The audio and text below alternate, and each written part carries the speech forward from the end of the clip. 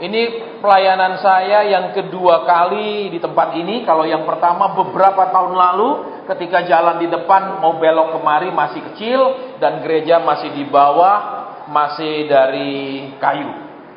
Ya, saya kaget kemari ini gereja sudah begitu permanen dan luar biasa. Ya, semoga saudara dari gereja kayu yang mudah terbakar, ya, dari gereja kayu yang sederhana menjadi gereja permanen, itu juga disertai dengan pertumbuhan kerohanian yang sama dari umat Tuhan. Amin. Jangan gerejanya berubah, umat Tuhannya nggak berubah. Amin. Jangan gerejanya naik meninggi, justru rohani umat Tuhannya menurun. Ya, tadi saya datang, saudara, lebih awal, ternyata masih sangat sepi tempat ini. Ya, saya positif saja karena hamba Tuhan tidak boleh berpikiran negatif, betul? Ya, ada yang memang dari Bontang, angkat tangan. Tidak ada, berarti saya salah. Ada dari Balikpapan, tidak ada juga, berarti saya salah lagi, saudara ya. Berarti sekitar Samarinda saja. Baik, ada yang dari Samarinda tepian sehingga harus berenang lama menyeberang? Tidak ada? Iya, jadi saudara, ternyata tadi itu sesudah ada pujian doa, saya baru buka mata, baru banyak saudara ya. Ini luar biasa. Rupanya karena banyak yang punya keluarga, punya anak, alasannya, saya lagi ngurus anak, mandikan dan lain-lain. Betul ibu-ibu? Betul? Kemudian yang saya mau tanya lagi, ada bapak yang baru tadi malam pulang kerja jam 12, tolong angkat tangan. Berapa orang yang pulang jam 12 malam? Hanya 2, sisanya ada yang pulang jam 11 malam? Sedikit, amin. Biasanya sore sudah pulang, amin. Berarti bisa tidur lebih awal, bangun lebih awal, pergi gereja tepat waktu, amin. Kalau begini tidak ada amin, betul? Tapi kalau Tuhan akan memberkatimu, Dia setia, Dia tidak pernah terlambat, amin. Tapi kalau kita terlambat, tidak apa-apa, amin.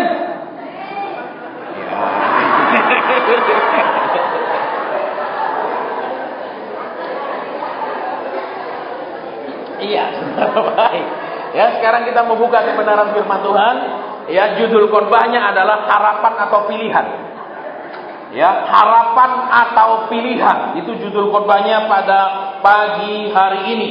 Di sini kita akan belajar, saudara, tentang orang-orang yang sebenarnya tidak punya harapan, yang harapan hidupnya kecil, yang harapan nasib berubahnya, yang hidupnya akan mengalami perubahan itu sangat kecil. Tetapi karena mereka punya kualitas yang benar di mata Tuhan, mereka menjadi orang-orang pilihan yang bukan hanya nasibnya berubah, pekerjaannya berubah, tetapi bisa merubah bangsanya menjadi bangsa yang besar. Ya, jadi saudara, ketika seorang nabi datang ke sebuah tempat atau sebuah kota, dia membawa sebuah berita dari Tuhan. Ya, ini yang saya akan perhatikan. Ketika Saul jatuh di dalam dosa sesudah dia diangkat oleh Tuhan menjadi raja, dan Samuel diutus pergi Bethlehem ke sebuah kota namanya Bethlehem. Ketika dia datang, orang-orang kota itu ketakutan. Ada berita apa? Karena Nabi selalu menyampaikan sesuatu yang dari Tuhan, bukan yang dari manusia, bukan yang dari pesanan sinode, bukan yang dari pesanan pendeta. Saya sering khotbah, seringkali ya di mana-mana tempat saya khotbah, bahkan di luar negeri, itu seringkali sebelum naik mimbar pendetanya pesan dulu. Bapak, tolong ingatkan jemaat kami sering lupa bayar perpuluhan.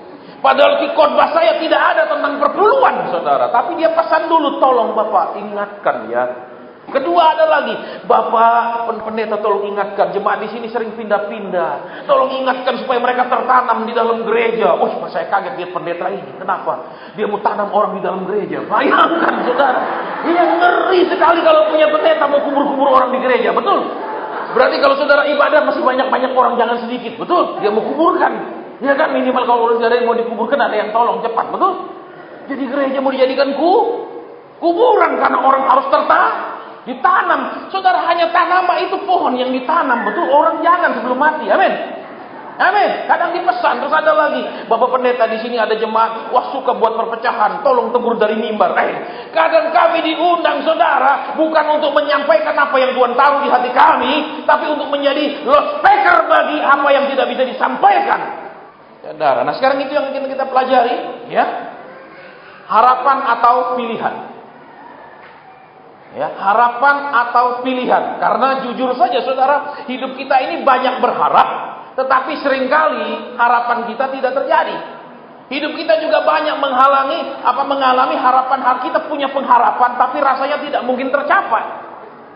Ya, banyak kita mengalami itu sekalipun saudara kita punya Yesus. Jujur saja, tidak semua harapan dalam hidup kita bisa tercapai. Tidak semua yang kita harapkan kita punya, misalnya rumah bagus, mobil bagus, karir bagus, gaji bagus, dan lain-lain bisa tercapai. Ya, karena kenapa? Tuhan membutuhkan kualitas orang. Tuhan membutuhkan kualitas sifat, karakter, dan hati. Saudara, jadi kekristenan itu bukan maaf kata. Menjadi Kristen, kemudian berkunjung ke gereja, tidak ada perubahan. Berubahnya apa? Saudara, ya. Berubahnya kalau dulu pergi aneh-aneh, sekarang pergi gereja. Tidak. Ya, tetapi harus ada perubahan dari dalam. Karena kalau dari dalam berubah, luar pasti berubah. Tapi kalau luar berubah, dalam belum tentu berubah. Betul.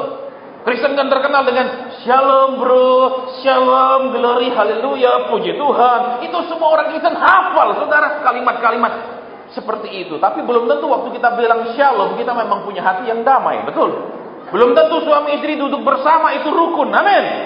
Belum tentu juga suami istri yang tidak bertengkar itu karena rukun. Betul. Bisa karena salah satu diam terus menahannya. Biasanya ibu-ibu yang paling pintar menahannya. Amin. Loh, betul apa iya? Coba lihat suamimu itu. Yang datang dengan suami, coba lihat. Kadang-kadang dia kepala batu, betul? Tiba-tiba ibu-ibu sepi begini. Tadi saya kaget, coba. Tadi dari PKW 2 katanya begini banyak. Apalagi yang 1, 2, 3. Berapa banyak, betul? Berarti saya bilang puji Tuhan. Kenapa semua ibu-ibu di sini melayani Tuhan? Masalah di rumah melayani suami atau tidak, itu beda. Diam lagi begini. Baik, buka Alkitab kita bersama sekarang. Kita mau cepat, saudara. 1 Samuel pasal ke-16 ayat ke-7. Demikian bunyi firman Tuhan.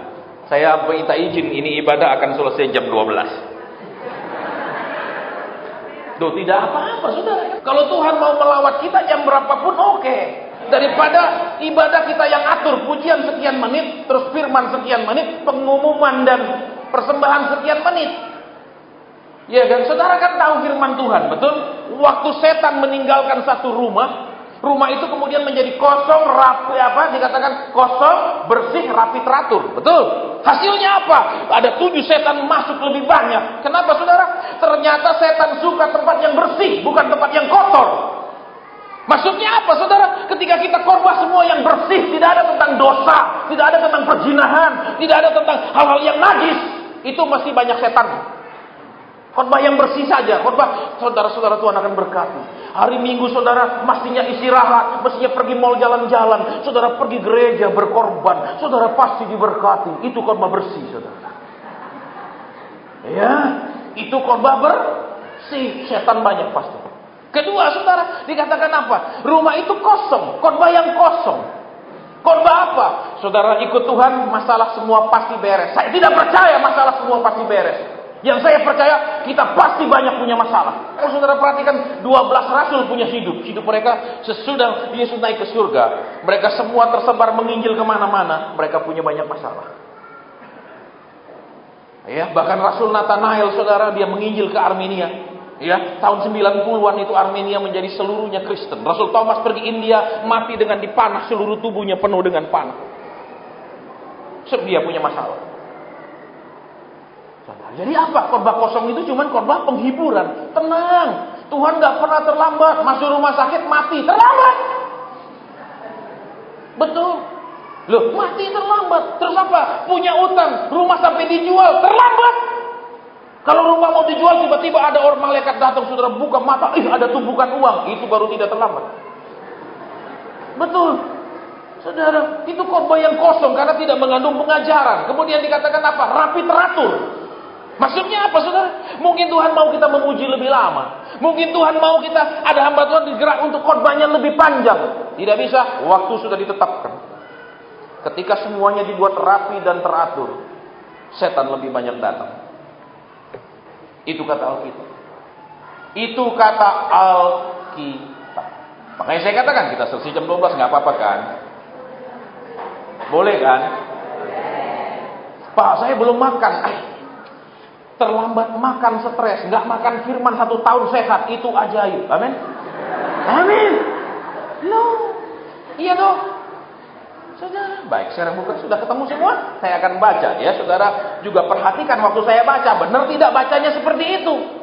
Ya, baik, demikian bunyi firman Tuhan. Tetapi berfirmanlah Tuhan kepada Samuel, janganlah pandang parasnya atau perawakannya yang tinggi, sebab aku telah menolak dia. Bukan yang dilihat manusia, yang dilihat Allah. Manusia melihat apa yang di depan mata, tetapi Tuhan melihat hati. Terus kita akan ayat selanjutnya di bawahnya, saudara. Ya, ayat ke-10 kita akan cepat di sini. Demikianlah Isai menyuruh ke-7 anaknya lewat di depan Samuel. Tetapi Samuel berkata kepada Isai, semuanya ini tidak dipilih Tuhan. Sampai di sana saja saudara. Saudara dan saya tahu Daud itu anak ke-8. Ya kan? Kemudian apa? Ketika Samuel datang, si bapak ini saudara hanya memanggil 7 anaknya. 1 anak masih di padang rumput mengembalakan domba. Saudara tahu kota Bethlehem itu ada di atas bukit. Kalau yang pernah pergi Israel. Kemudian biasanya orang mengembalakan domba itu di bawah, di lembah. Ya. Jadi ketika Samuel datang mengatakan kepada Isai bahwa salah satu anakmu dipilih menjadi raja, si bapak ini hanya mengumpulkan 7 anaknya.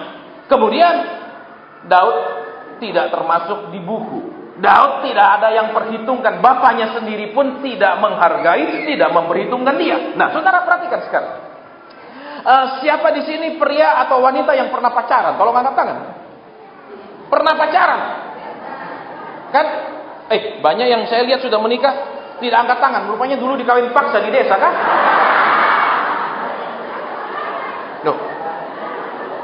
Loh, makanya saya tanya. Ini kan banyak ibu-ibu di sini tadi yang naik kur. Ya kan, saya tahu ada yang anaknya lari ke depan juga. Saya tanya, yang pernah pacaran berapa? Belum angkat tangan? Turunkan. Ya.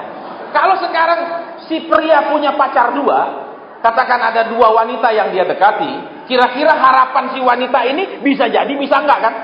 Betul. Tapi kalau yang pria ini punya pacar 5, harapan tambah kecil, betul? Betul apa iya? Loh, punya 2 saja harapan bisa jadi, bisa tidak. Apalagi kalau 5, amin. Harapan semakin mengecil kan? Iya apa iya? Nah, sekarang lihat.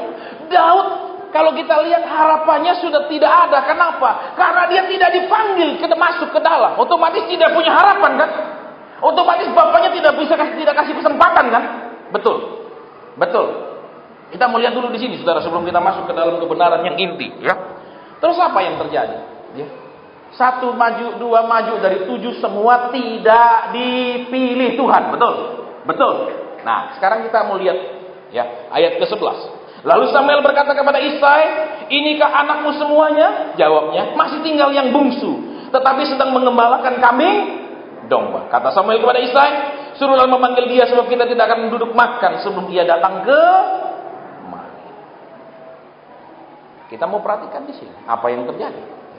Anak yang paling kecil ini mengembalakan kambing domba. Sedangkan yang besar-besar kita nggak tahu mengembalakan kambing domba atau tidak. Yang tahu ketika perang mereka menjadi prajurit, ketika perang mereka menjadi tentara. Apa yang kedua kita mau perhatikan, saudara? Ya, ada pekerjaan yang mestinya dikerjakan oleh yang lebih dewasa, yang mestinya tanggung jawab itu diambil oleh yang lebih besar, tapi kemudian dilimpahkan kepada anak yang paling kecil yang sepertinya pekerjaan itu tidak ada artinya, atau pekerjaan itu rendah, atau pekerjaan itu tidak layak dikerjakan oleh yang anak kakak-kakaknya. Ini yang kedua dulu. Berarti apa, saudara? Yang pertama tadi, saya ulang kembali, tidak ada harapan. Tidak dipilih oleh bapaknya sendiri, tidak dipanggil, tidak diberi kesempatan. Yang kedua, dia mengerjakan pekerjaan yang saudara-saudaranya sendiri tidak hargai, tidak anggap itu pekerjaan mulia dan penting. Iya kan? Nah, sekarang kita mau perhatikan, saudara. Ya. Saudara tahu kisahnya, kemudian dia justru yang dipilih dari seorang yang mengembalakan kambing domba menjadi raja terbesar sepanjang sejarah Israel. Saudara tahu sejarah Israel? Ya. Sekian banyak raja, tetapi Raja Daud adalah raja yang terbesar dan tersukses karena ketika Saul sebagai raja pertama memerintah Israel, ya, luas wilayah Israel itu adalah 1/6 daripada waktu Raja Daud menjadi raja. Ya, ketika Raja Daud menaik ke takhta, ya, dia berperang dan kemudian Israel menjadi luasnya 6 kali lipat daripada kerajaan yang sebelumnya. Dia sukses, dia bisa berkembang, bisa membesar ke kanan, ke kiri, dan kemana-mana. Ya, ini yang saudara dan saya minta saudara tangkap benar-benar, yaitu kita lihat yang poinnya apa. Ya. Kenapa Tuhan pilih dia? Itu dulu yang penting. Betul? Kan tidak punya harapan nih. Betul? Tidak dihargai. Kerjaannya juga tidak dianggap penting. Betul? Tapi kenapa kemudian kita lihat nasib dari seorang penggembala kambing domba menjadi seorang raja besar? Berubah nasibnya kan? Betul? Berubah nasibnya kan? Berubah hidupnya kan? Dari tidak punya pengharapan menjadi hidup yang begitu luar biasa. Ya kan? Saya mau tanya di sini dulu, terutama anak muda. Siapa yang hidupnya sudah tidak punya harapan apa-apa? Ya sudahlah, saya jalani saja, nanti sudah ketemu jodoh, saya nikah, kemudian saya kerja, kemudian ya besarkan anak, udah tua tunggu malaikat jemput saya. Siapa? Siapa yang tidak punya harapan ingin begini, ingin begitu? Tolong angkat tangan. Saya akan doakan sekarang supaya Tuhan bawa pulang cepat. Baik, sekarang saya mau tanya. Siapa yang masih punya harapan, cita-cita, keinginan? Tolong angkat tangan. Banyak tidak angkat tangan, saya juga bingung ini. Banyak yang bilang mungkin lelah berharap, Pak. Ya, baik. Nah, kembali ke sini sekarang ya. Saya tidak akan baca ayatnya, tapi yang kita lihat apa? Dari cerita-cerita selanjutnya. Ya, kenapa dari orang yang tidak punya pengharapan? Kenapa dari orang yang bekerja yang pekerjaannya dianggap tidak penting oleh saudara-saudaranya, itu menjadi orang super penting, menjadi orang yang berubah nasibnya, bahkan merubah nasib seluruh keluarga dan bangsanya. Ya, ini yang penting, saudara, karena banyak kan kalau pendeta khotbah, engkau dipilih Tuhan. Untuk apa? Diutus Tuhan. Untuk apa? Merubah bangsa-bangsa. Katanya begitu, saudara. Saya paling senang dengar kalau pendeta sekarang ini khotbah-khotbah selalu, kau diutus kepada bangsa-bangsa, kepada bangsa-bangsa. Sudah ketika saya sekolah misi, bangsa Indonesia adalah bangsa di Asia yang paling sedikit mengirim misionaris ke luar negeri. Yang paling banyak mengirim misionaris adalah orang Filipina. Waktu tahun saya sekolah, ya, itu dari Filipina sudah mengirim misionaris ke seluruh dunia. Sedangkan bangsa kita ini jago kandang, saudara, dan suka bertengkar dalam kandang. Jago kandang, saudara, mana banyak orang Indonesia pergi jadi misionaris. Paling dia buka gereja di mana negara-negara lain yang dia injili itu ya orang Indonesia. Iya, mereka itu kalau di mana-mana negara mereka buka, mereka tidak cari orang Filipina, kumpulkan orang Filipina. Tidak, orang macam-macam bangsa. Makanya kalau saudara dengar nanti ada pendeta bilang bahwa Tuhan bergerak di Indonesia, Tuhan melawat Indonesia, itu bohong. Kenapa? Dari jumlah misionaris yang dikirim ke luar negeri, bangsa kita ada berapa orang yang dikirim? Paling dikirim buka gereja di kota di mana ada mana. Itu yang diurusin orang Indonesia saja. Tidak ada orang lain. Katanya Tuhan lawat, apa yang dilawat? Mereka pergi ke negara-negara, mereka menginjil. Bahkan saya pun, waktu saya menikah, yang memberkati pendeta Filipina. Dia buka gereja di Jerman, karena saya pemberkatan di sini. Dan gerejanya itu dari orang segala bangsa. Dari orang Afrika, orang macam-macam. Kalau itu kita lihat kulit hitam, kulit macam-macam, saudara. Nah, sekarang kita lihat apa? Kita semua punya pengharapan kan untuk merubah nasib, merubah penghasilan, merubah keluarga dan segala macam. Betul? Semua ada kan? Semua ada kan? Nah, bagaimana Tuhan sampai memilih dia? Kalau saudara perhatikan waktu dia ketemu sama Saul, dia bercerita apa? Aku menggembalakan kambing domba. Kalau ada salah satu dari kambing dombaku diterkam oleh beruang atau singa, aku membunuh beruang atau singa itu dan melepaskan kambing dombaku. Betul? Dia katakan begitu? Pernah dengar ayat itu? Walaupun itu pekerjaan tidak dianggap orang, pekerjaan itu jadi beban karena tidak ada satupun kakaknya yang menyentuh pekerjaan itu. Dia mengerjakannya dengan cinta. Dia tidak bilang, itu dimakan dimakan singa, syukur kurang satu, bebanku hilang. Amin. Makan lagi dah semua biar aku bisa pulang, papa sudah habis. Betul? Jadi aku bisa duduk-duduk sama kakak-kakakku di rumah karena sudah tidak ada kambing domba. Dia mencintai tugas dan pekerjaannya. Sekarang pertanyaannya buat bapak-bapak di sini. Engkau adalah penggembala di rumah tanggamu masing-masing. Adakah engkau menggembalakan istri, anak-anak dengan cinta atau dengan keluhan? Istri cerewet, anak rewel, butuh ini, butuh itu, uang sekolah tidak murah. Ayo ngaku. Lihat, terus apa? Kalau anak ada rewel, anak ada melawan sedikit, mulai merasa, aku lelah-lelah cari uang, aku susah payah, tapi tidak dihargai. Lihat di sini, kualitasnya. Orang yang akan bisa harapannya menjadi kenyataan, orang yang akan bisa nasibnya berubah, nasib keluarganya berubah. Saudara tahu ketika Daud menjadi raja, dia mengangkat misan-misannya menjadi panglima dan lain-lain. Itu saudara baca sendiri. Yoab kan itu misannya, tak? Ya kan, anak dari tantenya kan. Kalau engkau jadi kepala rumah tangga, adakah engkau mencintai anak-anakmu dan istrimu? Atau sekedar, minta ampun ini istriku, kenapa dulu cantik, manis, di gereja pujian, di rumah omelan. Loh. Saudara, coba kita yang laki-laki coba. Jujur aja, memang kadang-kadang kalau kita sudah nikah, wanita yang kita nikah itu kadang-kadang kan tiba-tiba jadi cerewet, betul? Agak diam. Apa saudara merasa, dia tambah pendiam? Ada. Biasa kan, biasa tambah tua tambah ngomong. Amin. Iya apa tidak? Iya kan? Ini bapak-bapak kok diam begini sih? Rupanya saya salah tema hari ini, betul? Dia mencintai kambing dombanya. Iya kan? Betul? Dia tidak bilang, mau makan sana biar habis. Syukur, haleluya, puji Tuhan, bebanku terlepas. Amin. Terus dia nyanyi lagu Pantekosta lama, bebanku terlepas. Tidak, dia mencintainya. Sekarang di sini coba, anak-anak muda, ibu bapak yang melayani.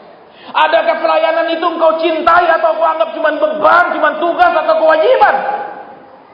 Kau pergi gereja hari Minggu anggap itu tugas, kewajiban sebagai orang Kristen atau karena kau cinta? Coba waktu pacaran, ayo kita ibu-ibu bapak-bapak waktu pacaran. Janji jam 7, sabar nggak nunggu jam 7 ayo? Sabar nggak? Sabar kan? Terus tapi lihatnya, kapan jam 7?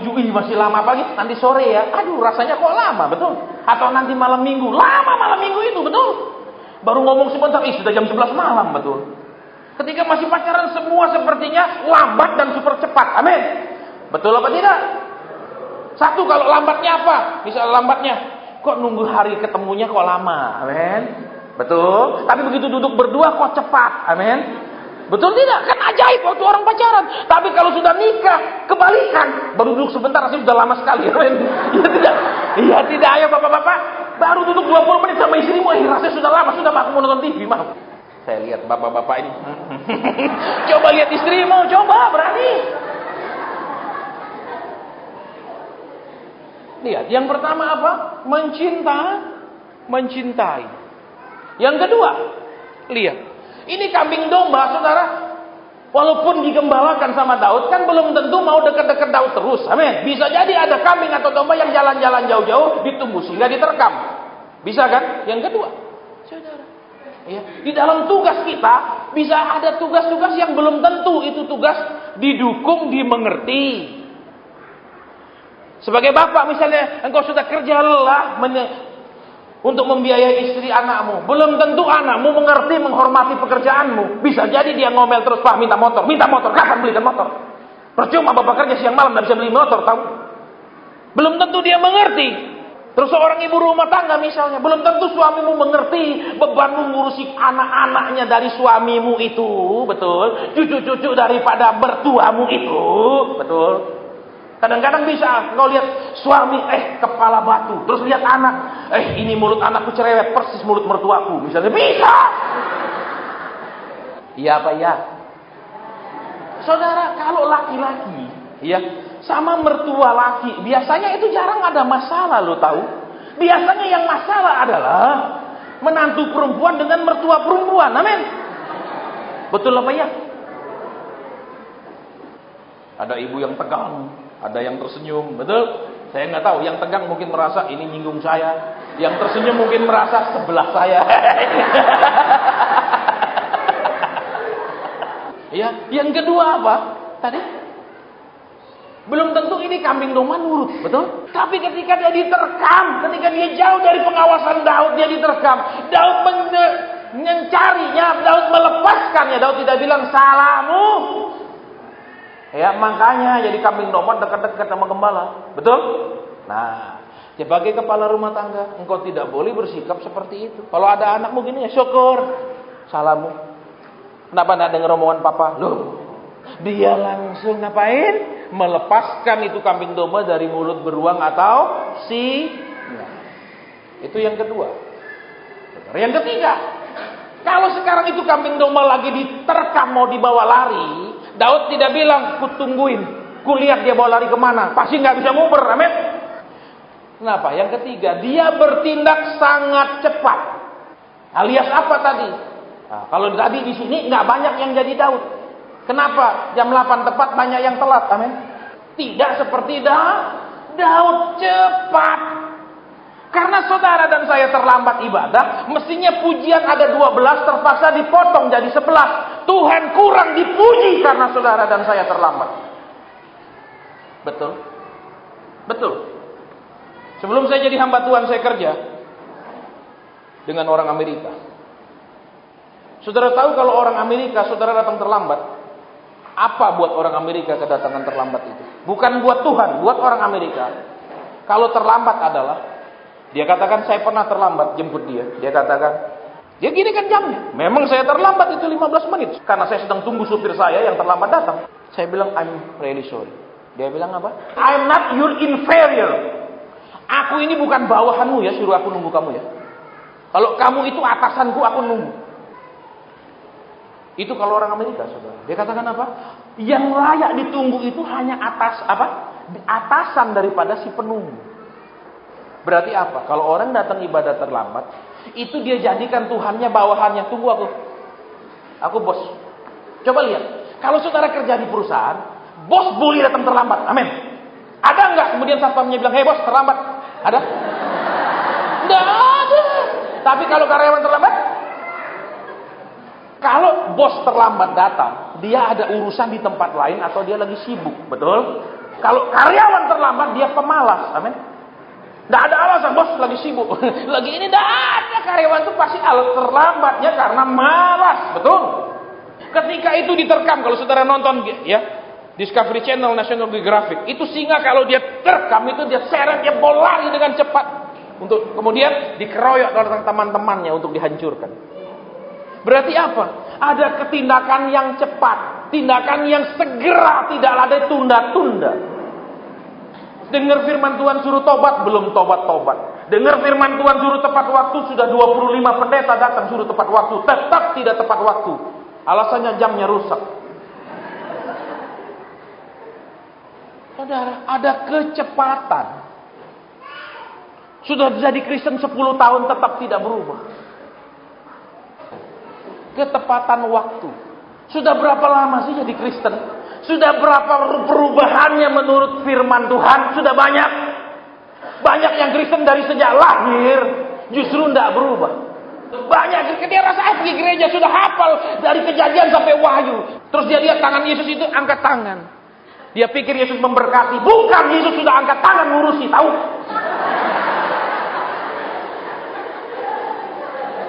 Loh, iya. Pernah lihat kan Yesus yang begini? Bukan memberkati. Yesus bilang sudah sakarepmu, samaumu sudah. Aku sudah nyerah atur kamu, betul? Terus kalau Yesus begini kan, ada bola dunia terus begini gambarnya, betul? Saudara tahu itu Yesus ngapain? Aku sudah nyerah tak lepas. Bersyukur tidak ada gambar itu di sini. Saudara jangan asal kamu.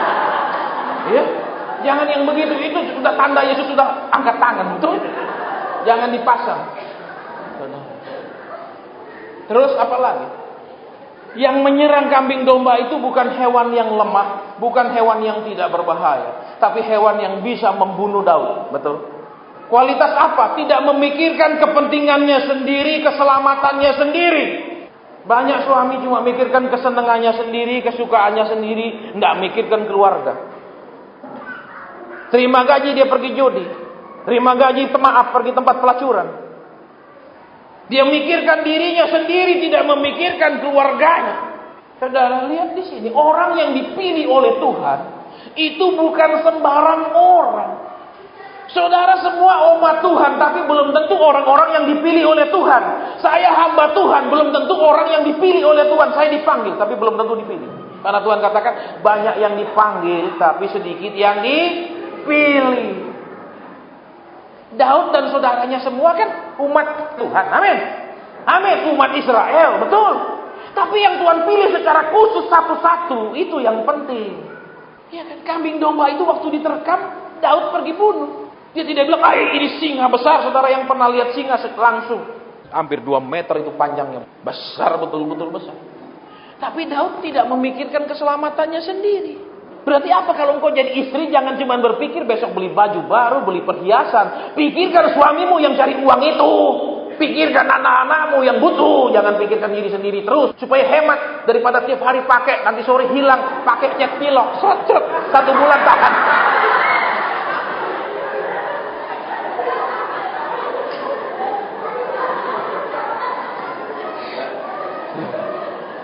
Saudara dan saya lihat di sini, kualitas orang yang dipilih Tuhan, kualitas orang yang mungkin pekerjaannya remeh, mungkin penghasilannya remeh, tetapi orang-orang itulah yang sedang dicari oleh Tuhan untuk dipromosikan Tuhan.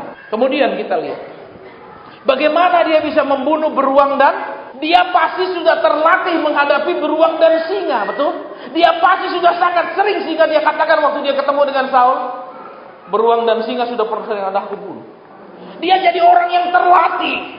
Sering Tuhan melatih saudara dan saya untuk beriman kuat. Untuk bertekun di dalam doa sehingga kadang dia sepertinya lama menjawab. Supaya ada latihan ketekunan. Ada iman yang teruji. Kita seringkali maunya semua serba cepat. Makanya ada gereja bilang ibadah terima pengurapan percepatan. Saya tidak mau terima saudara. Karena kalau semua dipercepat termasuk cepat mati. Nah mau. Walaupun kita ingin ke surga tapi tidak mau cepat-cepat. Amin.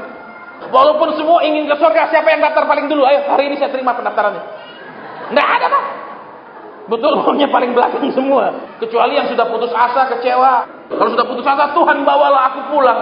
Tuhan bilang, anakku, kau baca Alkitab di kitab Wahyu, yang boleh masuk ke sini hanya pemenang. Bukan orang yang putus asa dan stres. Amin. Saudara bayangkan kalau surga isinya orang putus asa, stres, muka jelek, susah. Hai, saya nggak mau di surga kalau begitu, saudara. Harapannya kecil, bahkan ditutup oleh bapaknya. Mungkin saudara dan saya sebagai anak muda harapanmu tertutup. Kenapa? Mungkin keluargamu tidak bisa biayakan kau sekolah tinggi. Seperti menutup harapanmu. Kenapa? Sekolah seringkali berhubungan dengan penghasilan. Sering, tapi tidak selalu. Kadang sekolah tinggi bisa penghasilan tinggi. Saudara, saya ketemu orang di Swiss. Dia menjadi kepala perusahaan baja di Swiss. Orang Indonesia, anak Tuhan. Yang membuat spare part jam yang harganya beratus-ratus juta. Dia orang Indonesia, anak Tuhan. Tetapi untuk bisa menjadi kepala, dia mensekolah S3 di Perancis. Daud ditutup, betul, oleh bapaknya. Mungkin saudara ditutup oleh keadaan, oleh ekonomi, oleh situasi, bisa oleh kecerdasan, otak nggak mampu, betul. Tapi otak kita ini sebodoh-bodohnya bisa membedakan uang 1000-an sama 100 ribuan, amin. Itu hebat saudara. Betul. Itu terus apa lagi coba lihat, ya. Kalau lihat yang merah-merah itu bisa sukacita, amin. Betul? Loh. Tapi kalau lihat Pak Timura lagi bawa parang agak lemas, betul? Betul tidak? Tapi kalau lihat Bung Hatta dan Bung Karno bersebelahan, cerah merah obat. Walaupun Daud ditutup kesempatannya oleh bapaknya, Tuhan yang membuka pintu buat dia. Karena ada kualitas yang Tuhan cari di dalam hidupnya. Ada hati yang mengasihi, betul? Nah sekarang bapak-bapak, ibu-ibu bisa kau mengasihi? Oh bisa Pak, masih cinta, masih menikah. Bapak baru pemberkatan nikah, betul? Ayo, yang baru pemberkatan nikah begitu keluar, weh, lihat suami, betul? Lihat istri beberapa hari itu, full cinta 1.000.000%. Amin, bapak-bapak, ibu-ibu. Tapi beberapa waktu kemudian bisa pandangannya begitu sama melihatnya full cinta. Ayo coba lihat sekarang. Beda tidak ayo ibu-ibu? Beda enggak sama suamimu memandangmu? Kalau dulu dia pandang dengan kagum. Dia pandang membuat engkau iya. Betul ibu-ibu ayo. Sampai mau dinikahi kan karena dirayu, amin. Nggak mungkin karena dia baru pacaran dia bentak-bentak, marah-marah, atur-atur. Kau rambut nggak boleh macam itu, jelek. Nggak mungkin kan? Amin. Waktu itu semua yang kau buat waktu dandan dia bilang, cantik sekali. Dia bilang terus, aku pria yang paling beruntung bisa dapat kamu. Dia paling beruntung, kamu buntung, goblok.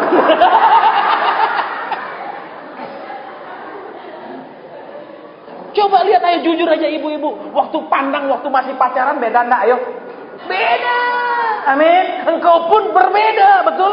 Waktu masih pacaran dipandang nunduk merah. Dia terus yang ngomong, wah rayuan amin. Kamu yang paling cantik selama ini. Ya nak, wah senang dibilang paling cantik. Goblok, ditipu seneng. Memang perempuan itu sejak zaman Adam dan Hawa itu suka ditipu. Sampai hari ini. Makanya nanti perlu diusul ini sama Bapak Ibu Gembala, pelepasan daripada kutukan suka ditipu. Iya kan? Ayo jujur.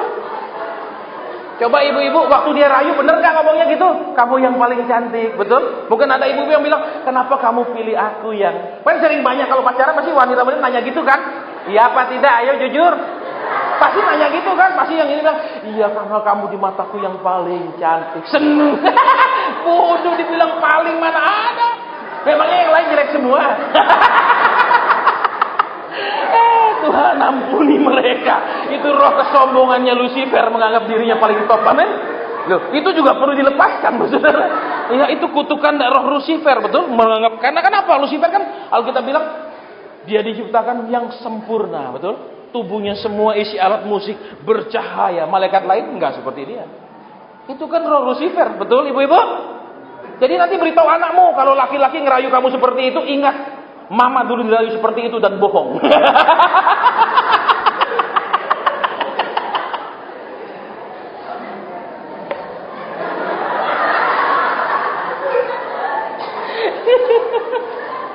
Loh iya toh saudara, betul. Loh iya. Saudara, saya hamba Tuhan. Sebelum saya menikah, itu pacarku 20.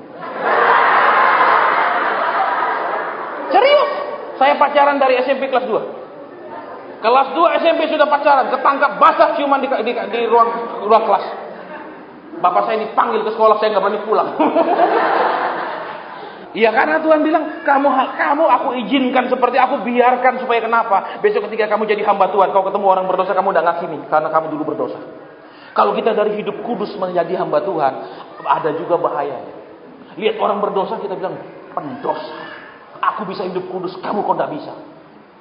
Tapi kalau kita bekas orang berdosa, lihat orang berdosa ada kasihan. Kenapa? Kita pernah berbuat yang sama menyakiti Tuhan. Tapi bukan berarti kalau gitu Pak saya mau jadi hamba Tuhan saya bikin dosa pos-pos dulu. Jangan. Nah itu ngawur saudara. Ya lain-lain kasih karunia Tuhan sama orang. Ya baik. Jadi kembali ke sini. Harapan tertutup. Bisa karena pendidikan tidak tinggi, bisa karena ekonomi yang tidak bagus, bisa karena kemampuan yang tidak juga hebat. Itu bisa seperti menutup dan membatasi perubahan yang akan terjadi dalam hidup kita. Tapi Tuhan mencari kualitas-kualitas yang ada supaya dia bisa bertindak. Dia bisa bertindak, dia bisa menjalankan rencananya dan menunjukkan kuasanya dalam hidup orang-orang itu. Sekarang coba jadi ibu-ibu. Bukankah ketika dulu engkau mau dinikahi, karena kan kadang-kadang kau kasih saran sama dia, dia terima, betul ibu-ibu? Kamu bisa berhenti ngerokok ya? Iya, aku berhenti, betul nggak laki-laki? Betul, kamu jangan tidur terlalu malam ya? Iya. Betul? Ibu-ibu senang kan? Dia mendengarkan aku. Gombal. Ayo sudah nikah, banyak dengar nggak? Dengar sih Pak, tapi nggak lakukan. Loh, kok sepi begini? Mana PKW tadi itu mana semua? Wanita kan seneng kan di dalam wanita itu entah dia muda atau tua ada naluri keibuannya, betul? Memberi nasihat, betul? Makanya wanita muda itu kalau sudah ya kamu udah boleh ngebut, iya aku nggak ngebut, seneng kan? Itu hanya waktu sampai sebelum nikah, tahu goblok? Kalau sudah nikah omonganmu seringkali maaf dianggap kentut, nggak diperhatikan. Kok ngomong sebanyak apapun dianggap kentut lewat. Ayo, kentut bunyinya kayak apa? Cuman tut, selesai dong. Artinya apa? Ada. Nah, ada. Makanya banyak bapak-bapak itu saudara tidak punya kualitas seperti Daud. Istri dianggap beban, omongan istri beban, kelemahan istri beban. Kambing domba yang diserbu oleh singa selalu kan tidak mungkin sebelahnya gembalanya kan. Singa bodoh-bodohnya lihat pentung gede juga mikir. Ini pasti domba, kambing domba yang nakalan suka jalan-jalan jauh-jauhan kan. Daud tidak bilang ya biar kau pergi jauh, pergi saja sana. Ada singa mau makan sana. Kelemahan masing-masing, entah itu suami istri, entah itu anak, entah itu yang lain. Daud tetap mengasihi. Loh, Dia kan mengembalakan kambing domba. Saudara tahu Alkitab bilang kambing itu tidak seperti domba yang lebih gampang diatur. Betul? Kambing itu agak suka melawan, iya kan? Makanya ada Kristen di dalam jemaat itu masih ada yang kambing dan ada yang domba. Yang domba itu kalau dengar firman, dia menyesal, dia menangis, dia berubah. Yang kambing, aku belum sejahat itu. Amin. Dia bilang ini sebelahku lebih jahat, dia berubah. Amin. Itu masalahnya, saudara. Jadi saudara dan saya lihat kebenaran ini.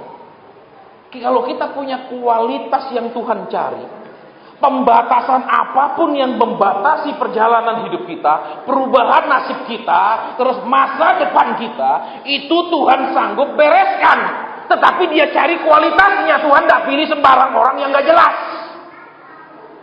Tuhan memang Alkitab bilang apa? Itu kerajaan surga itu seperti pukat yang dilepaskan, menangkap segala macam ikan. Tapi yang dikumpulkan hanya ikan yang baik saja. Betul. Betul. Jadi saudara jangan berpikiran begini ya. Di Israel zaman dulu ada 2 tempat ibadah. Yang satu bait suci di Yerusalem. Setiap hari hanya ada ritual agamawi. Ritual agamawi. Imam besar setahun sekali masuk ke tempat Maha Kudus. Setiap hari ada pembakaran, korban bakaran. Ritual. Dan ada rumah ibadat di kota-kota, di desa-desa seluruh Israel. Di sanalah baru ibadat itu dilakukan seperti yang kita lakukan sekarang. Ada pujiannya, ada pembacaan dan pengajaran kitab Taurat. Berarti apa? Jangan menjadikannya seperti rumah Tuhan Yerusalem yang hanya ada ritual. Tapi jadikanlah menjadi rumah ibadat. Kenapa? Di rumah ibadat kan Tuhan sering setiap Sabat dia pergi ke rumah ibadat mengajar. Betul? Betul. Kalau di bait suci Yerusalem itu hanya ada ritual agamawinya. Imam membakar korban bakaran, iya kan? Ada kolam basuhannya. Setiap pagi mengganti roti yang 6 itu 2 susut 6 itu setiap hari harus diganti. Kemudian kalau pagi ya itu kaki diannya dimatikan, malam dinyalakan. Itu ritual. Tidak ada pengajarannya. Makanya Tuhan bilang apa? Rombak bait Allah ini. Dia tidak bilang rombak rumah ibadat seluruh Israel. Rombak bait Allah ini. Dalam 3 hari aku mendirikan bait Allah yang baru. Bait Allah yang bagaimana? Bukan yang ritual. Ingat kebenaran firman Tuhan yang tadi. Ya, di awal-awal tadi kita dengar. Kalau rumah itu bersih, ngomongnya yang bersih-bersih saja, yang sopan-sopan. Pak, jangan ngomong dari mimbar tentang kenajisan. Jangan ngomong tentang percabulan, jangan pernah singgung ini bersih dan kudus. Justru jemaat akan menjadi hidupnya nggak beres. Pernah hari Minggu saya khotbah di sebuah gereja. Sementara saya khotbah, orang yang duduk di depan, kursi paling depan, suami istri, sebelah bapak ibu gembala. Di dalam penglihatan roh Tuhan buka mata saya. Ada wanita lain di sebelah suaminya. Saya sampai begini terus, sementara saya khotbah saya begini. Tuhan, tidak mungkin bapak ini selingkuh. Tuhan, mungkin saya salah lihat. Tuhan, mungkin saya sedang halusinasi. Saya begini terus, saudara. Tapi mata roh saya terus dibuka, ada wanita lain. Akhirnya selesai ibadah saya bilang sama dia, Om, tante tunggu saya, ada pesan Tuhan. Jemaat pulang, saya turun dekat. Om, saya melihat seorang wanita, badan padat, kulit sawo matang, muka agak tembem, rambut agak bergelombang. Siapa perempuan itu? Tidak tahu. Oh ya sudah Om, mungkin saya salah lihat, pulanglah. 12 hari kemudian istrinya telepon saya. Bapak Asen, apa yang Bapak lihat itu ternyata benar. Dia sudah berselingkuh 7 tahun dan punya anak umur 6 tahun. Saya tanya bagaimana tahu? Kok bisa tahu? Dia bawa Pak seorang anak umur 6 tahun ke rumah dia. Dia katakan itu darah dagingnya. Ternyata dia punya istri peliharaan sudah 7 tahun. Penatua yang terhormat yang duduk sebelah gembala punya istri peliharaan. Karena kenapa? Mimbar tidak pernah bicara tentang kenajisan, hanya bicara yang bersih-bersih. Saudara sudah beribadah, Tuhan memperhitungkannya. Saudara sudah hadir, Tuhan pasti memberkati. Tidak ada tentang dosa. Saya pernah begitu saya masuk ke gereja itu, dalam penglihatan roh seekor ular besar di sebelah mimbar, di sebelah kiri. Seekor ular di alam roh yang begitu besarnya, sebesar batang pohon kelapa. Nah, pujian dinaikkan, saya naik ke mimbar. Kemudian saya katakan, ketika saya masuk ke dalam gedung gereja ini, di sebelah saya di sini ada seekor ular yang besarnya seperti batang pohon kelapa. Berarti apa? Ada roh jahat yang luar biasa di dalam di situ. Kemudian beberapa lama kemudian terungkap, bendahara gereja itu mengkorupsi miliaran rupiah uang gereja.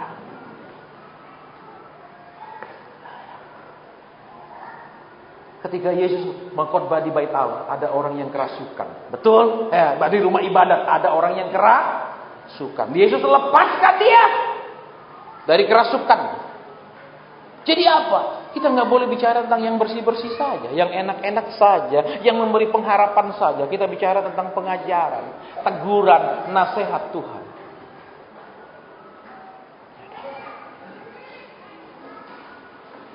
Jadi tadi yang pertama, adakah saudara masih mengasihi anak istrimu? Adakah istri masih mengasihi suami dan anak-anakmu? Atau menganggap itu sudah jadi beban sekarang? Itu beban hidupmu, itu pergumulan hidupmu. Yang kedua, kalau mungkin sudah merasa aku lelah, kok anak banyak, istri rewel, nggak masuk kualitas yang pertama, mengasihi. Betul. Kemudian apa lagi? Saudara, ketika domba itu dikejar, diterkam, Daud harus segera bertindak. Tidak menjadi orang-orang yang cepat bertindak, cepat melakukan sesuatu. Menjadi orang-orang yang dengar khotbah ratusan kali, tetap bertahan dalam kesalahan dan kekeliruan. Terus Tuhan latih kita. Saudara, ya, iman tidak bisa diimpartasikan, terima roh iman.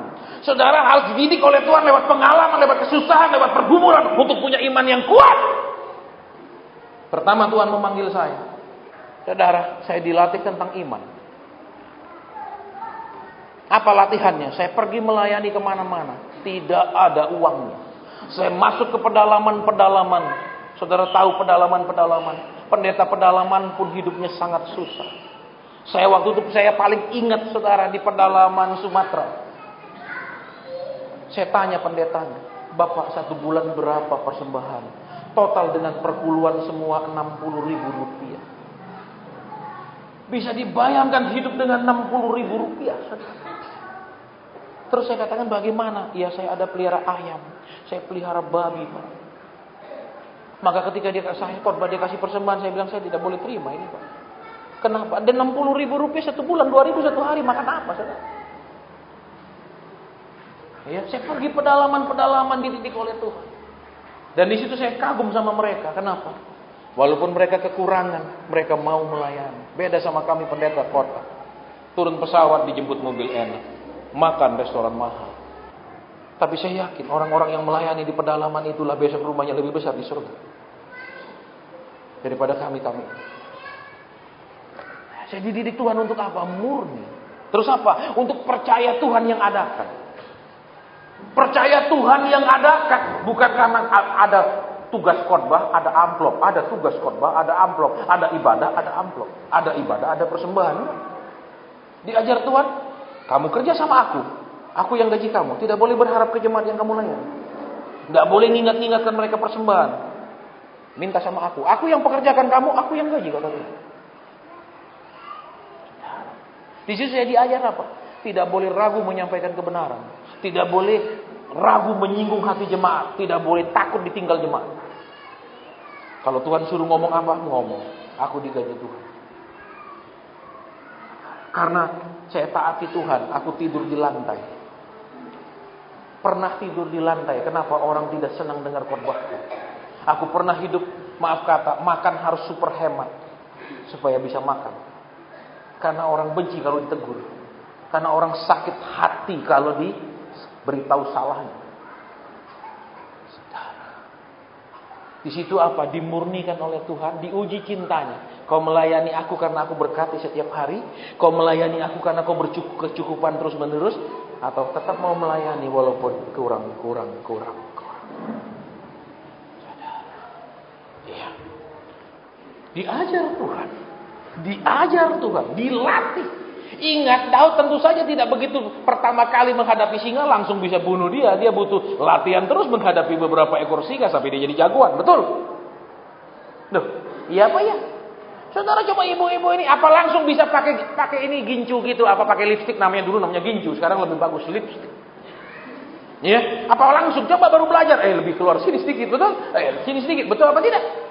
Iya kan, kalau keluar sini tambahin taring. Ya, bisa main Dracula. Iya, dilatih saudara, makanya sekarang kembali. Sekalipun dia mengasihi orang Israel, sekalipun orang-orang Israel itu adalah keturunan Abraham yang mewarisi perjanjian, Daud tetap menghadapi fakta kehidupan yang dibatasi, fakta kehidupan yang kesempatannya ditutup. Betul. Tapi karena dia punya kualitas yang luar biasa di mata Tuhan, Tuhan bilang ini orang. Kemudian dia diangkat menjadi raja. Saudara tahu kisah selanjutnya. Israel menjadi 6 kali luasnya daripada waktu dipimpin oleh Raja Saul. Karena Raja Saul hanya sibuk mengurusi dirinya sendiri, kepentingannya sendiri. Tetapi Daud mengurusi apa? Kepentingan Tuhan dan umat Tuhan. Saudara tahu waktu Daud bangun bait Allah? Dia bilang apa? Semua aku siapkan dari hartaku. Berbeda dengan Salomo.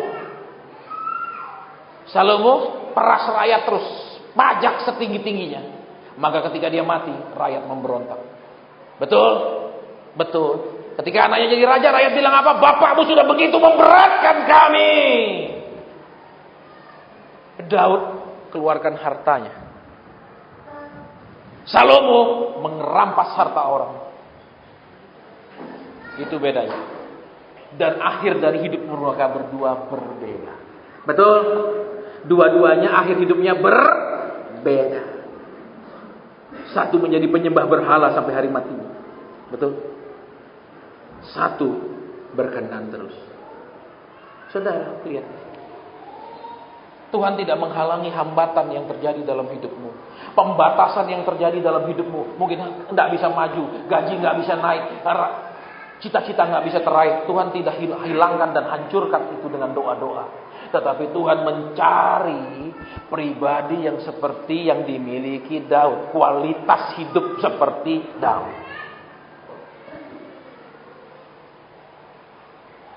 Adakah engkau di sini jadi bapak rumah tangga sudah bosan dengan membiayai keluargamu? Sudah jenuh dengan omelan istrimu? Harapanmu tidak akan jadi apa-apa. Harapan akan tinggal harapan. Tapi Tuhan sanggup merubah semuanya ketika dia temukan kualitas yang dia cari. Tuhan membutuhkan kualitas orang Kristen, bukan cuma kuantitas orang Kristen. Ya, jadi sekarang apa yang menjadi penghalang dari harapan dan perubahan dalam hidupmu, kemajuan dalam hidupmu, kesempatan di dalam hidupmu? Ayo tunjukkan kualitas sama Tuhan. Ayo tunjukkan kualitas sama Tuhan.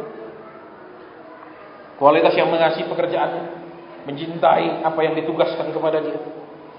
Kualitas bertindak cepat ketika ada sesuatu. Kualitas tetap mengurus, memperhatikan yang memberontak, yang menyakitkan kita, yang tidak sesuai yang kita mau, tetap kita perhatikan dan kasih. Tuhan butuh kualitas. Tidak usah doa-doa tanpa kualitas. Saya yakin semua saudaranya Daud pun berdoa. Karena hukum Taurat mengatakan setiap laki-laki harus minimal 3 kali pergi bait Tuhan di Yerusalem setiap tahun. Mereka pasti pergi karena hukum Taurat mengatakan. Tapi tidak ditemukan kualitas yang Tuhan cari. Engkau boleh pergi ibadah berkali-kali, tapi kalau tidak ada kualitas percuma. Ibadah harus meningkatkan kualitas yang dicari Tuhan. Kita berdoa.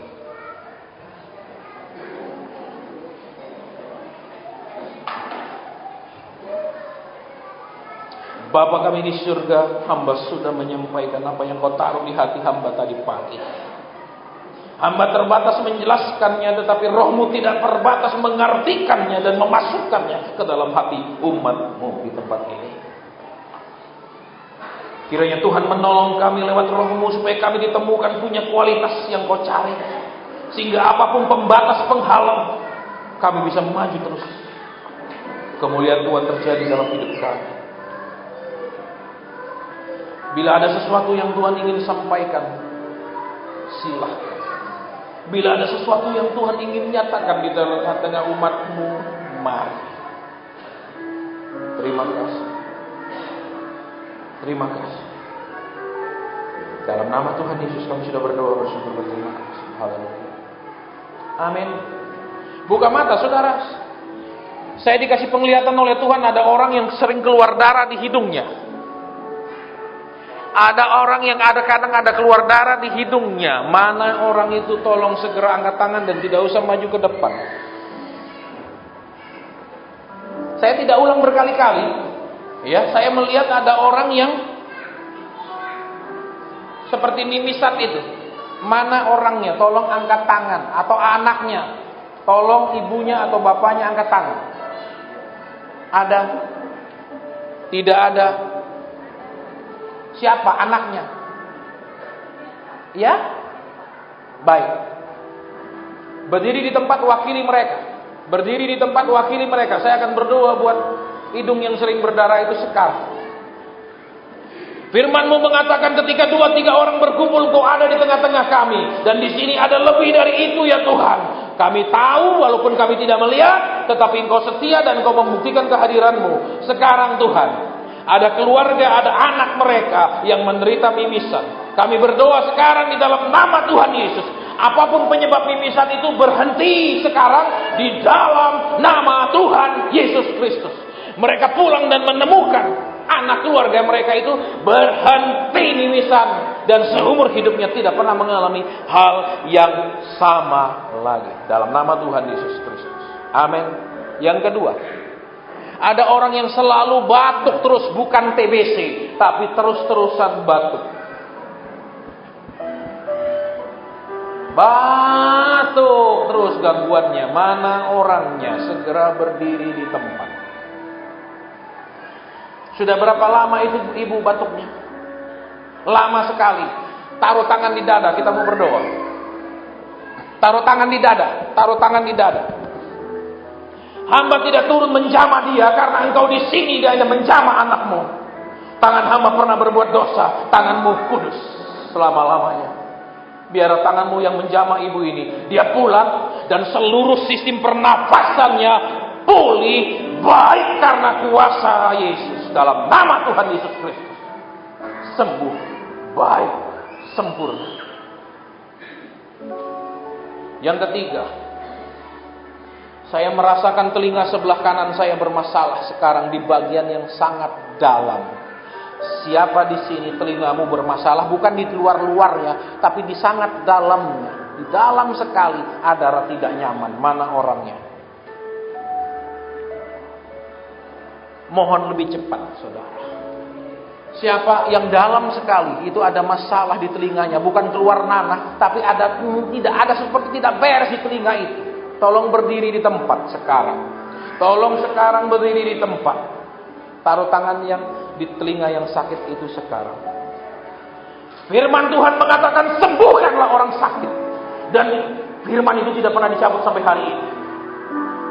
Karena kuasa pengutusan, urapan dari kuasa pengutusan itu, terima kesembuhan di telingamu dalam nama Tuhan Yesus Kristus. Sekarang, engkau pulang dan penyakit ini meninggalkan engkau, tidak ikut pulang. Dalam nama Tuhan Yesus Kristus. Dalam nama Tuhan Yesus Kristus. Keluar penyakit ini, kuasa kesembuhan masuk, dan mulai hari ini tidak ada lagi kumat seumur hidupmu. Seumur hidupmu, karena firman Tuhan mengatakan Dia membuat segala-galanya jadi baik. Jadilah baik, tidak setengah baik, tapi baik dalam nama Tuhan Yesus Kristus. Amin. Saudara, saya melihat orang yang punya mata mulai bulat, matanya mulai bermasalah, matanya mulai sudah tidak melihat, matanya mulai berparah. Mana orangnya? Berdiri di tempat. Hanya satu bola mata sebelah, berdiri di tempat. Taruh tangan di bola mata yang sakit itu, sebelah saja, karena Tuhan suruh saya berdoa buat yang sebelah, bukan yang kedua-duanya, sebelah. Karena ketika dia hadir, maka kuasa penyakit harus menyingkir. Ketika dia hadir di bumi, dia menyembuhkan orang-orang sakit dan setan-setan pergi meninggalkan orang-orang itu. Terimalah kesembuhanmu dalam nama Tuhan Yesus Kristus. Terimalah Tuhan menjamah bola matamu, Tuhan menjamah saraf-saraf matamu, dan itu dijadikannya baik. Dijadikannya baik lagi, dijadikannya pulih karena nama dan kasih-Nya. Dalam nama Tuhan Yesus Kristus.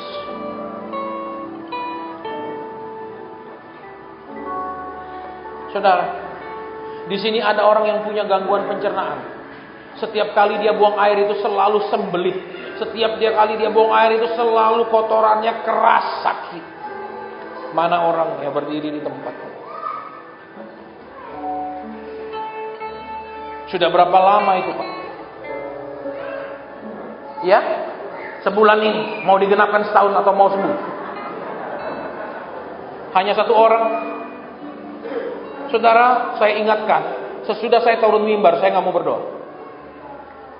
Ya, jadi kalau sudah saya sampaikan ada yang sakit seperti ini, saudara jangan tunggu saya di depan baru bilang, saya juga yang tadi, Pak. Saya kalau turun mimbar, urapan saya sudah diangkat Tuhan. Saya tidak berjalan setiap hari dengan urapan sehingga kalau saya di restoran, Bapak sakit ini jadi sembuh. Nah, urapan itu diberikan waktu kita melayani, diangkat lagi waktu kita turun. Taruh tangan di tempat yang sering. Apapun gangguan pencernaanmu, dari mah usus besar, usus kecil, terima kesembuhan sekarang dalam nama Tuhan Yesus Kristus. Karena dia di sini, dia melawat umatnya. Dia bukan hanya mengajar umatnya, tetapi dia juga menyembuhkan umatnya. Terimalah kesembuhan karena dia hadir. Terimalah kesembuhan karena dia mengasihi. Dalam nama Tuhan Yesus Kristus.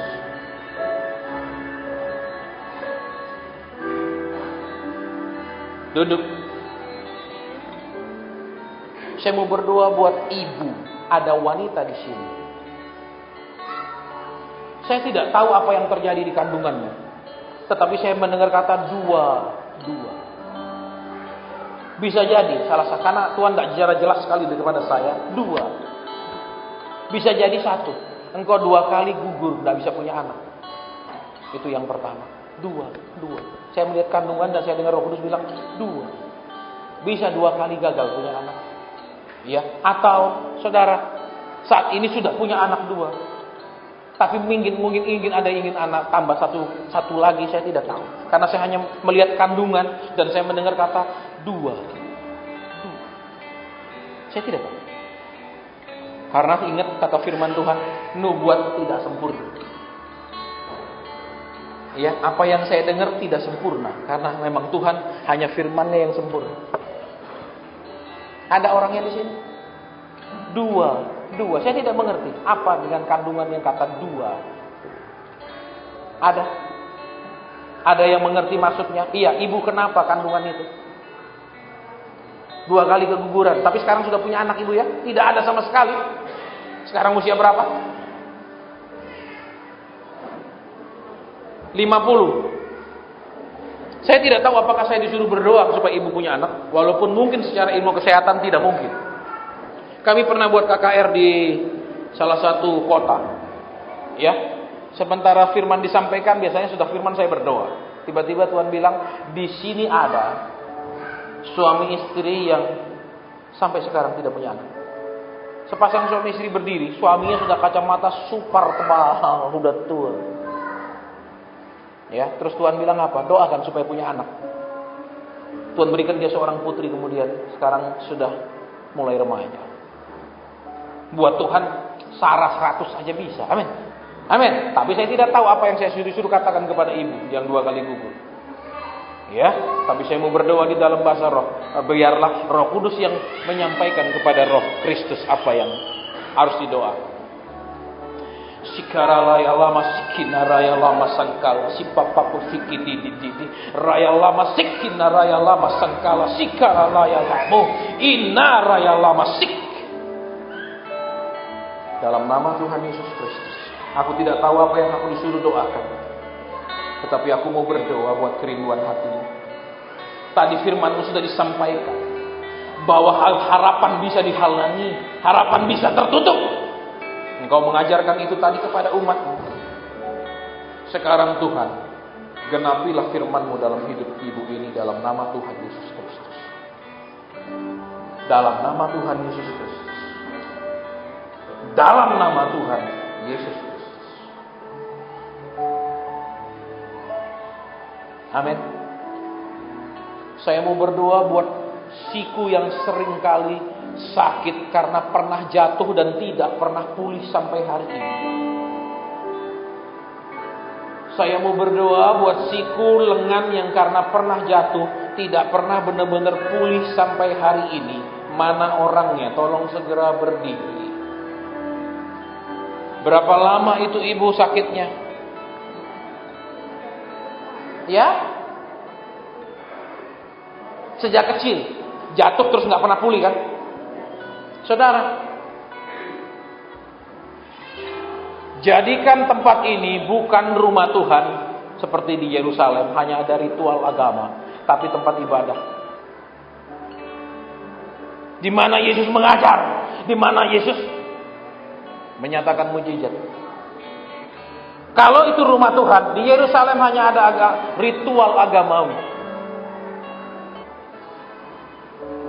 Kalau rumah Tuhan, kita hanya ritual agama, datang untuk mengantar kambing, domba, itu saja. Tidak ada apa-apa lagi. Tidak ada yang selanjutnya. Justru waktu Yesus masuk ke bait Tuhan, Dia bersihkan karena itu terlalu kotor dengan segala macam jual beli dan transaksi keuntungan dan lain-lain. Pegang tangan yang sakit itu ibu. Ya, pegang, pakai tangan yang sehat. Kita mau berdoa. Berapa tahun pun Tuhan sanggup memulihkan. Orang yang lumpuh 38 tahun pun dalam sekejap sembuh total. Apalagi hanya ini jatuh yang ringan. Dalam nama Tuhan Yesus Kristus. Dalam nama Tuhan Yesus Kristus. Yang di dalam namanya harus bertekuk lutut. Segala yang di langit, di bumi, dan di bawah bumi. Penyakitmu jadi sembuh. Sikumu menjadi baik kembali. Tulangnya, syaraf-syarafnya, otot-ototnya menjadi baik dalam nama Tuhan Yesus Kristus.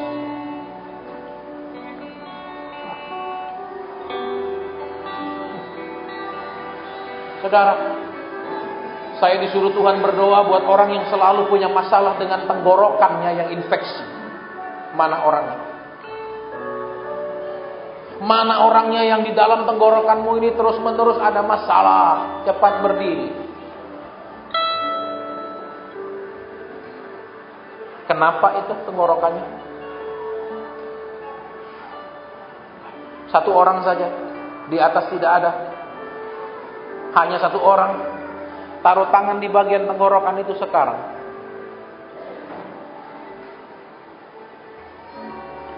Lewat korban Kristus kami mewarisi janji Abraham yang diberkati dalam segala hal. Termasuk dalam hal kesehatan. Jadilah kau sehat karena berkat Abraham ada padamu. Dalam nama Tuhan Yesus Kristus. Kuasa kesembuhan masuk. Segala ketidaknormalan di tenggorokanmu dihancurkan, diusir keluar, dan sembuh karena nama itu. Sekarang engkau pulang, dan penyakit itu tidak pernah kau derita lagi seumur hidupmu. Seumur hidupmu dalam nama Tuhan Yesus Kristus. Amin. Selanjutnya, ada orang yang sering mau muntah. Saya tidak tahu penyakit apa, tapi Tuhan kasih saya lihat dia sering mual mau muntah. Mana orangnya? Bukan lagi ngidam. Mana orangnya? Berdiri di tempat, sering mual, sering mau muntah tanpa sebab. Berdiri di tempat. Taruh tangan sekarang di bagian perut. Kita mau berdoa.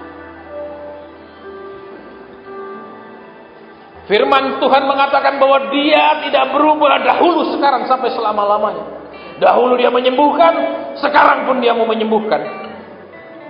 Apapun penyebab penyakit itu, hari ini keluar meninggalkan tubuhmu, karena kuasa Kristus sanggup memulihkan semuanya. Dalam nama Tuhan Yesus Kristus. Dalam nama Tuhan Yesus Kristus. Sempurna, baik. Sempurna, baik. Silakan duduk.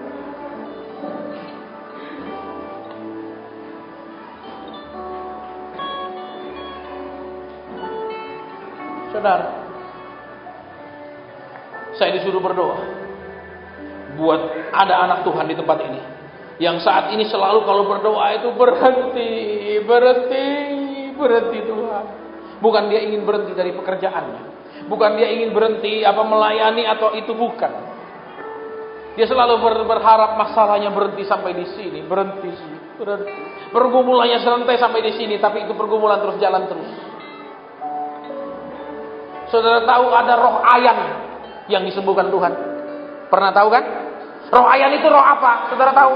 Kalau orang sakit ayan mulutnya berbusa, nggak bisa ngomong, betul? Karena itu busa tok, betul. Terus badannya tidak bisa dikendalikan. Terus apa lagi? Dia dibawa ke dalam api. Roh itu roh apa?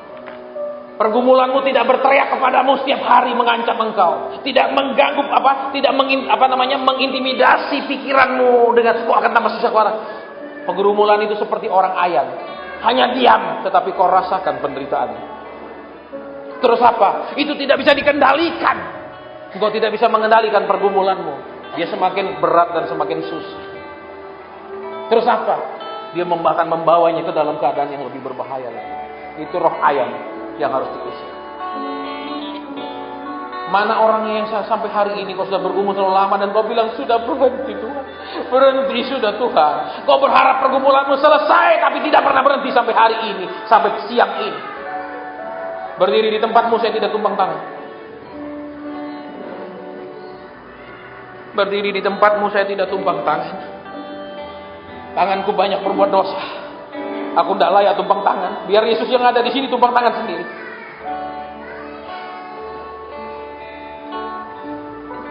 Tuhan tahu isi hatimu dan ceritamu, penderitaanmu bertahun-tahun.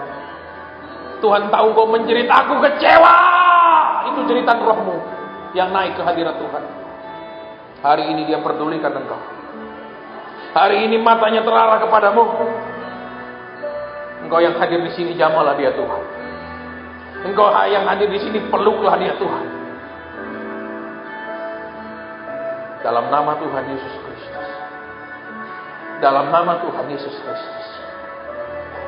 Biar tangan yang penuh kasih itu memelukmu. Biar dia menegakkanmu kembali. Dan dia bangkit seperti seorang gembala yang melepaskan dombanya dari mulut singa. Dalam nama Tuhan Yesus Kristus. Roh keperkasaan ada padamu. Kekuatan, iman yang teruji. Ketekunan dalam nama Tuhan Yesus Kristus. Dalam nama Tuhan Yesus. Amin. Silakan duduk.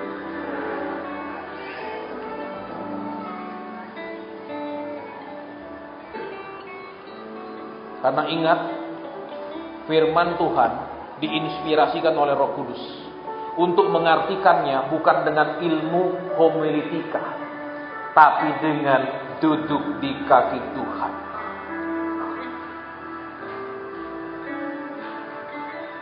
Meminta pewahyuan untuk mengartikannya. Waktu menyampaikannya tidak dengan hermeneutika berkhotbah, tapi dengan urapan kata-kata yang diinspirasikan oleh Roh ke dalam.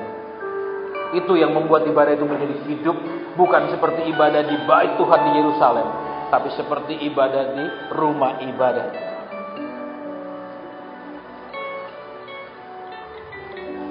Perlu diperlengkapi dengan belajar, perlu. Tetapi tetap harus tunduk kepada Roh Kudus. Bukan karena sudah hafal homiletika, hermeneutika, pneumatika, eksegesis dan segala macam, kemudian kita tidak pernah bergaul dengan rohnya. Maka tidak akan ada pekerjaan roh di dalam ibadah.